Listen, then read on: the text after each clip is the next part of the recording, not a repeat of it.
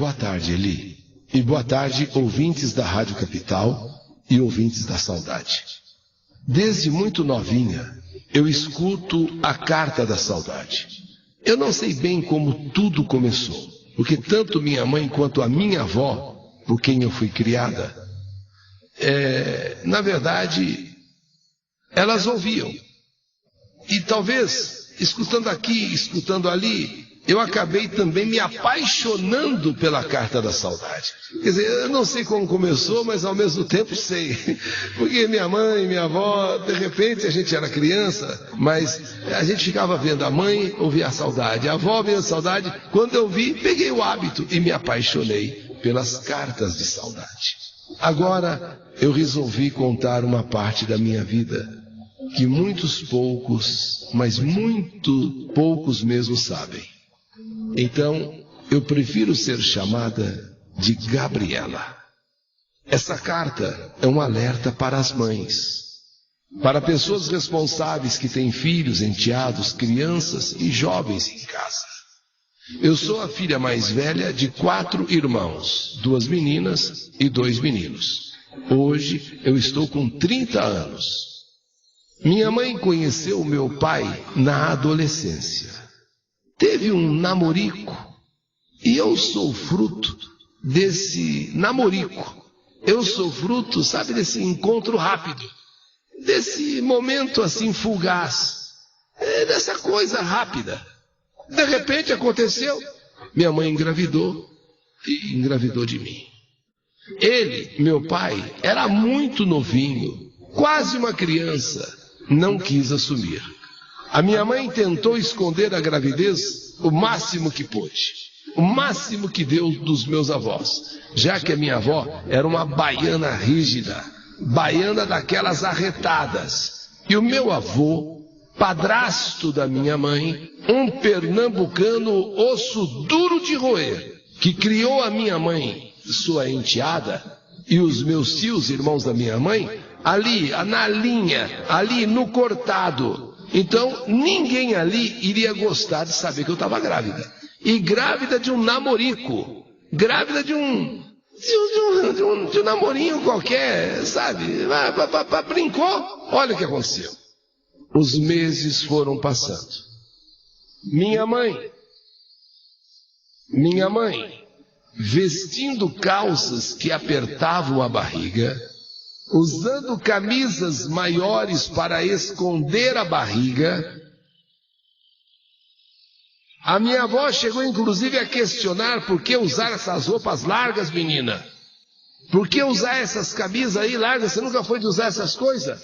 E por que apertar tanto essas calças? A minha mãe enrolava. Vamos dizer assim, que levava a minha avó no bico, porque sabia o quanto a minha avó era baiana arretada, baiana brava, baiana rígida, baiana severa, baiana daquelas baianas mesmo. E o meu avô, dizer na verdade, padrasto da minha mãe, era pernambucano duro, pernambucano daqueles que, olha, escreveu, não leu, o pau comeu. Escreveu, não leu, o pau comeu. Então imagine a situação da minha mãe, grávida de mim, e tendo que esconder aquela barriga, e tendo que disfarçar, preocupada que estava, porque uma hora ia chegar, os 9 meses vão passar, e aperta daqui, aperta de lá, a minha avó dando umas desconfiadas, o que está acontecendo? Você está apertando toda a barriga, o que é isso? O que está usando essas camisas largonas? Bem, os meses foram passando. E chegou o dia. E chegaram as dores de parto. Ela foi até a minha avó e disse: Mainha, eu estou sentindo muitas dores nos rins. Nos rins? Eu estou sentindo muitas dores nos rins, aqui, sabe, nos rins. Preciso ir no médico. Então, o padrasto da minha mãe, o meu avô, o pernambucano, e mais a minha avó, né? Meus avós. Então, mas que coisa, hein? Começou assim do nada? Começou, mas mãe, tá doendo demais, tô tendo cólica. Mas cólica, cólica de rim? Aí deve ser cólica acho que deve ser pedra no rim, deve ser aquelas cólicas renais, deve ser cólica renal, né? Então vamos levar para o médico. Não está aguentando mais. Meus avós, então, levaram a minha mãe. Só que a minha mãe sabia do que se tratava, mas preferiu falar que era dores nos rins, que era pedra no rim, que era não sei o quê. Só que não tinha jeito. Chegou lá, descobriram que, na verdade, as dores nos rins pelas quais a minha mãe reclamava eram dores do parto, eram contrações, eram cólicas. Minha mãe naquela hora, como já não tinha mais o que esconder, a minha mãe que soltou tudo, soltou calça, soltou tudo na cabeça, a barriga veio assim, ó. Ô minha filha, que cólica no rim é essa? Ô mãe, peraí, mas que negócio é esse do rim que está inchando tanto assim? Tudo bem que quando o rim não funciona, incha pé, incha perna, mas e a barriga? Olha, ó,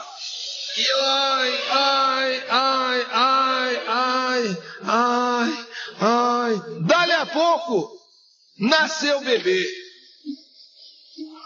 Não era cólica de rim coisa nenhuma, não era cálculo renal coisa nenhuma, era bebê, era parto, era minha mãe grávida que finalmente, agora não tinha mais como esconder, nasceu a criança, eu nasci, eu.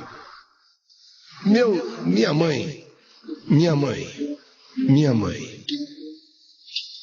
pensou que agora ia ser um inferno. Agora sim que a coisa... A minha mãe dando à luz e ao mesmo tempo preocupada. Dando à luz e preocupada com o que ia acontecer. Meu avô, minha avó... Minha avó, baiana daquela retada, da baiana rígida mesmo. Meu avô pernambucano que escreveu, não leu, o pau comeu. Quer dizer, agora que eu quero ver. Agora não tem mais o que esconder, agora fazer o quê, né? Bom, nasceu a criança. Eu nasci. Minha mãe que pensou que eles iriam esganá-la, minha mãe que pensou que eles iriam matá-la, colocarem ela para fora, jogariam ela na rua, minha mãe levou um susto. Meu avô foi o primeiro que falou: gravidez não é doença. Graças a Deus que ela está bem. E o netinho, porque ainda não tinha nascido, estavam ainda as dores do parto, mas agora não tinha mais como esconder, que era parto mesmo, e que ia nascer. Aí meu avô surpreendeu, dizendo o seguinte: gravidez não é doença, graças a Deus. Se fosse doença era pior. E que estava, quer saber de uma coisa, eu estou muito feliz, seja netinho, seja netinha que vai nascer, não importa. A minha mãe disse que ficou espantada. Ela escondeu durante 9 meses a gravidez, com medo do que ia acontecer, do terremoto que ia acontecer. E, no entanto, meu avô foi o primeiro a dizer que gravidez não é doença, graças a Deus, e que estou muito feliz, seja netinho ou netinha que vai nascer, não quero saber. E logo que eu nasci, dizem que meu avô se apaixonou por mim. Meu avô não quis nem saber de nada, se apaixonou e quis me criar como se eu fosse filha dele. E na medida em que eu fui crescendo, eu também sempre fui apaixonada pelo meu avô. Sempre fui apaixonada pelo meu avô. A própria minha avó, aquela baiana, a baiana dura mesmo. Nossa, coração mole. Coração de manteiga pela neta, por mim. Minha mãe, assim que deu à luz, assim que eu nasci, passei a ser criada como filha de meu avô e de minha avó. A minha mãe logo conheceu outro rapaz e engravidou novamente. Minha mãe tinha uma facilidade para engravidar, engravidou assim, rapidinho, mas foi muito fácil.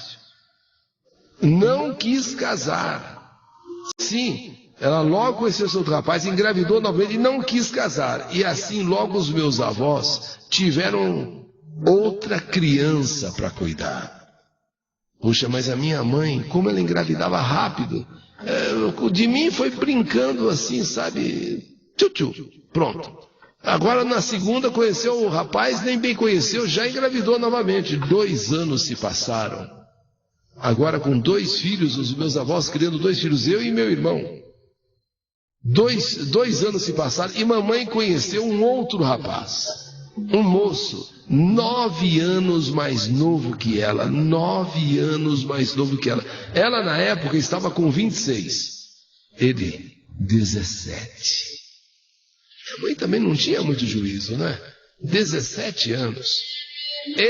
Ela 26 e ele 17. Mas ela ficou apaixonada por esse garoto. Ela ficou apaixonada por esse rapaz, enlouquecida por ele, cega de amor por este homem. Ela não conseguia ficar longe dele nem um minuto. Ela respirava ele, ela só falava dele, só pensava nele. Passou a trabalhar só para dar tudo para ele, esse menino de 17 anos. Ela passou a trabalhar. Quem cuidava eram os meus avós, de nós, os netos, e ela também ficava em casa, sabe, tal, né, ajudando. Mas agora ela resolveu trabalhar para o dinheiro que ganhasse dar a ele. Porque ela estava apaixonada demais por esse menino de 17 anos. Dar luxo, dar o que ele quisesse. Ele era um rapaz da noite, pois ela mudou o estilo de vida dela para acompanhá-lo nas noites. Até que os dois foram morar juntos. E ela cogitou me levar, mas meus avós não deixaram.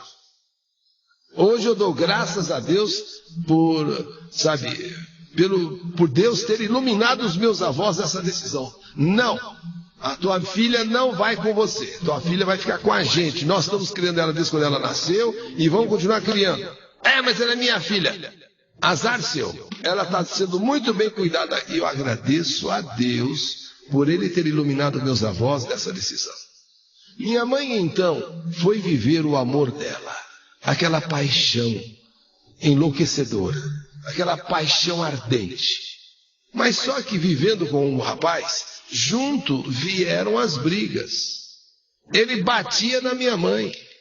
17 anos, minha mãe procurando fazer tudo por ele, dar cama e comida, passou a usar drogas.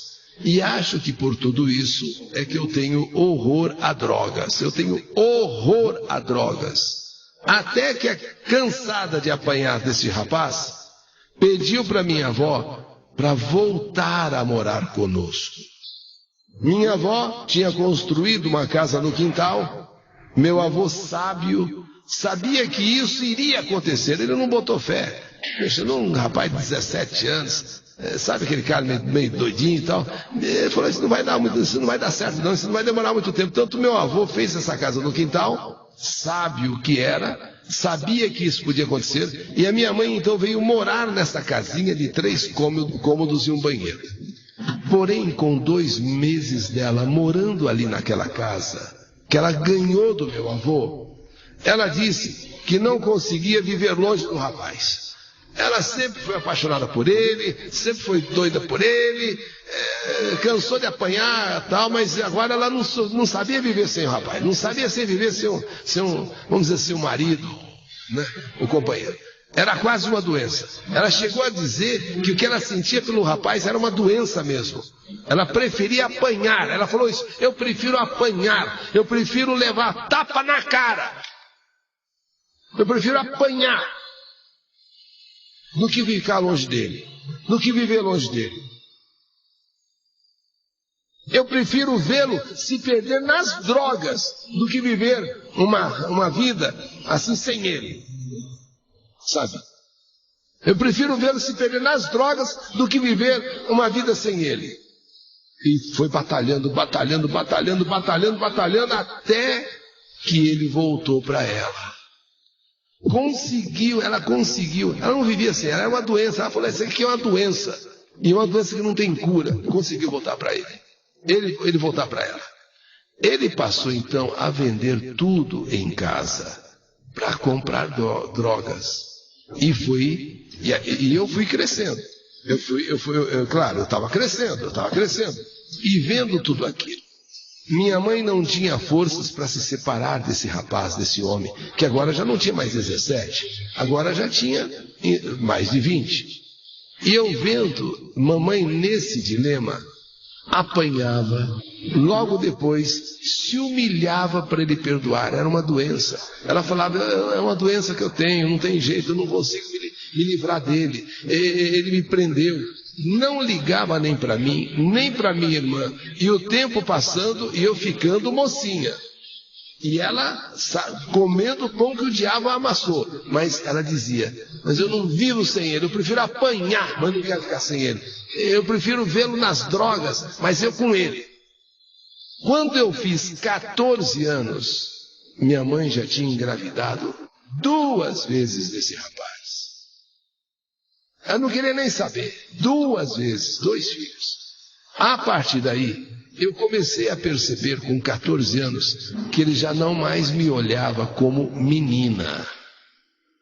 Eu comecei a ver malícia no olhar desse companheiro da minha vida.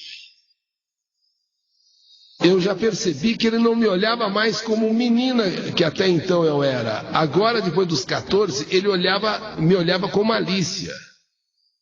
Chegou um momento também que, sem querer, as mãos dele esbarravam no meu bumbum. Sem querer, entre aspas, as mãos dele esbarravam nos meus seios. Sem querer, de repente ele passava por mim e esbarrava assim na minha perna, aquela mão. E aquilo começou a me incomodar. Veja, eu morava com o meu avô, na casa de cima. Meu avô construiu essa casinha de baixo. Então a gente cruzava toda hora. Afinal de contas, ele tem 2 filhos com a minha mãe. A minha mãe é apaixonada por ele. Minha mãe, então, passou a trabalhar à noite. E nessa época que ela começou a trabalhar à noite, eu estava morando com ela. Mas minha avó sempre me lembrava, Gabriela, lembra que esse homem não é nada seu. Seu pai, na verdade mesmo, é o seu avô. Gabriela, esse homem não é nada seu. Quem te criou de verdade, quem te deu de tudo foi seu avô. Eu ficava com aquela voz da minha avó ressoando na minha cabeça. Gabriela, lembra que esse homem não é nada seu. Seu pai é o seu avô. Seu pai é o seu avô. Uma noite, eu estava dormindo na casa da minha mãe. Porque muitas vezes eu dormia na casa da minha avó, embora já tivesse, sabe? Então muitas vezes eu dormia na casa da minha avó, que foi quem me criou junto com meu avô, mas às vezes eu passava alguma noite na casa da minha mãe. E uma certa noite, dormindo na casa da minha mãe, quando eu acordei com uma mão me apertando e tentando tirar a minha calcinha, eu mais que rápido virei um tapa na mão que me apertava. Mais que rápido eu virei assim, pá! O que eu mais temia estava acontecendo. O meu padrasto tentando me molestar. Sim, o meu padrasto.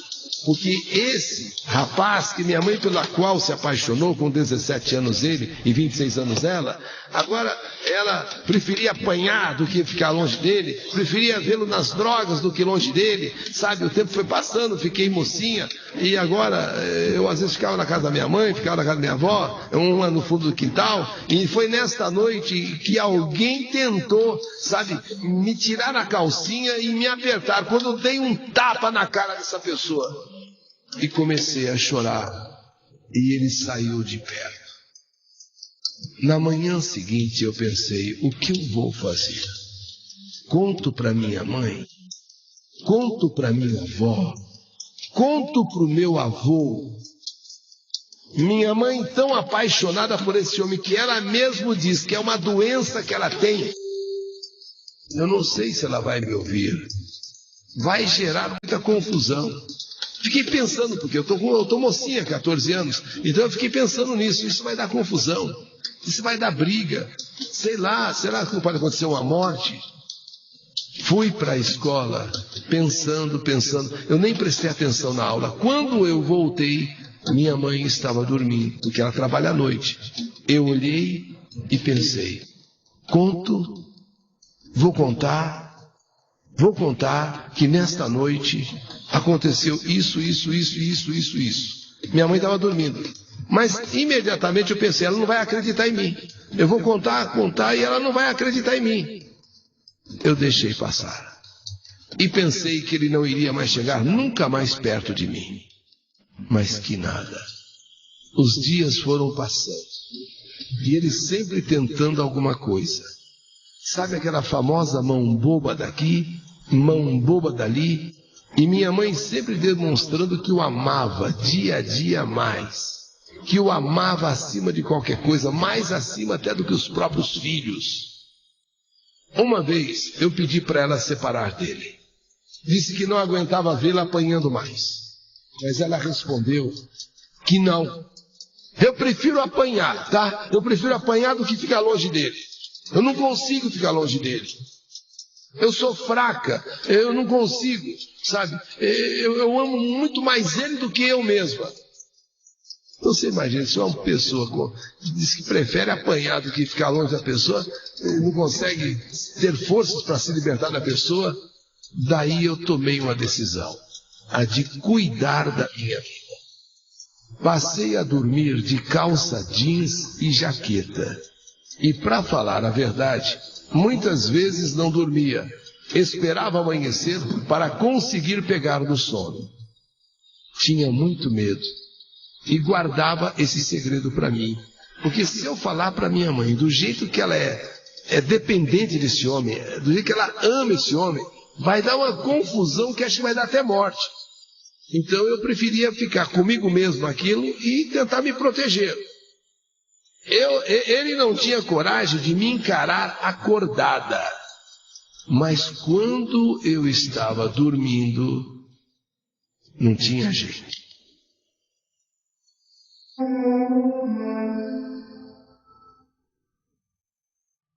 Eu muitas vezes nem dormia. Esperava amanhecer para conseguir pegar no sono. E esse segredo eu guardava para mim. Minha vontade era falar para meu avô, para minha avó. A minha vontade era falar para minha mãe. Mas eu não tinha coragem. Quando eu fiz 15 anos, conheci um namorado. Conheci um rapaz. E esse rapaz me tirou daquele quintal. E finalmente eu pude me abrir com alguém o que se passava com o meu padrasto. Com 15 anos eu conheci uma pessoa e essa pessoa me tirou de onde eu morava. E para essa pessoa eu finalmente pude me abrir, dizer o que acontecia. Ele ficou com tanta raiva, mas eu pedi, não faça nada, pelo amor de Deus. Ele ficou com tanta raiva de saber que o meu padrasto, todas as noites, enquanto eu dormia, tentava alguma coisa, sabe? Bulinava nos meus seios, bulinava na minha parte mais íntima, tentava tirar minha calcinha, ele queria matar o meu padrasto. Falava, não faça nada, não, pelo amor de Deus, só estou te contando para me aliviar, mas não faz nada. Ele ficou com muita raiva. Por pouco. Olha, mas a partir daí, eu visitava muito pouco a minha mãe. E quando encontrava o meu padrasto, eu nunca chegava perto. Eu só dava um oi de longe mesmo. 7 anos se passaram. Com esse rapaz que eu fui morar com 15 anos, eu tive minha filha, mas permaneci distante. Hoje, minha mãe e meu padrasto são evangélicos. Passo na frente da igreja, às vezes, e vejo lá os dois orando. E penso, será que ele mudou mesmo? Será que ele se arrependeu de tudo aquilo que ele fazia ou tentava fazer comigo? Ou ser evangélico para ele é um disfarce? Faz isso para esconder sua safadeza? Não sei. Nunca mais conversei mais do que o indispensável. Minha filha nunca deixei na casa da minha mãe. Aliás, tenho muito receio de deixá-lo com qualquer pessoa. Prefiro eu mesma cuidar, não confio em ninguém. Sou obcecada pela minha filha. Mostro a ela todos os dias que a pessoa mais importante do mundo é ela mesma. Para ela sempre se cuidar, se amar. Para ela sempre confiar em mim, porque antes de qualquer coisa, somos amigas e confidentes. Por fim, as minhas feridas do passado não pararam de sangrar. Tenho saudade da inocência, de quando achava que tudo era bom. Saudade da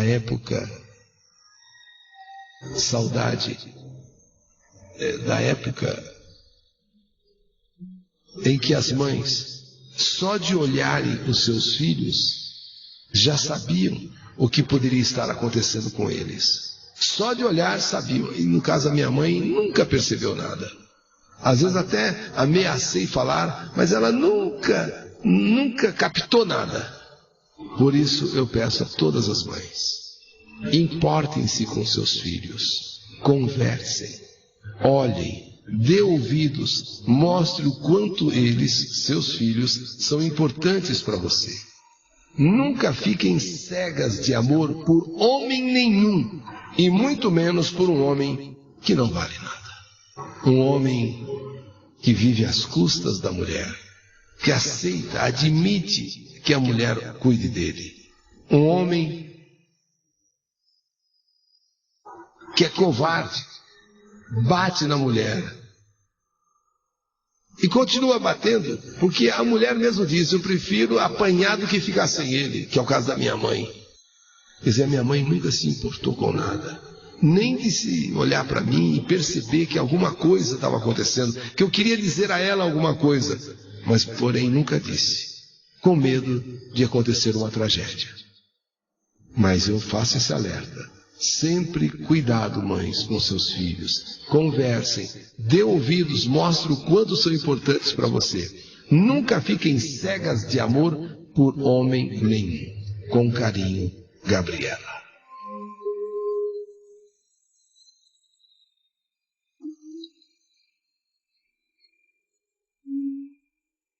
Rádio Capital.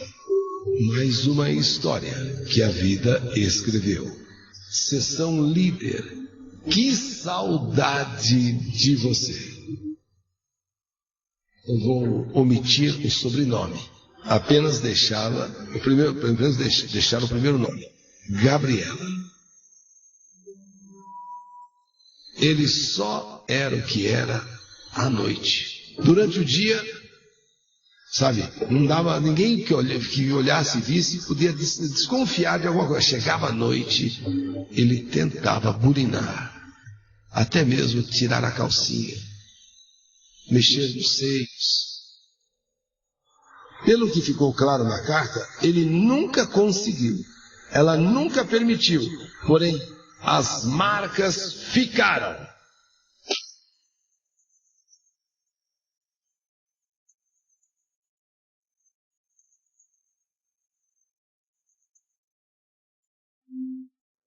Mais uma história que a vida escreveu. Seção líder, que saudade de você.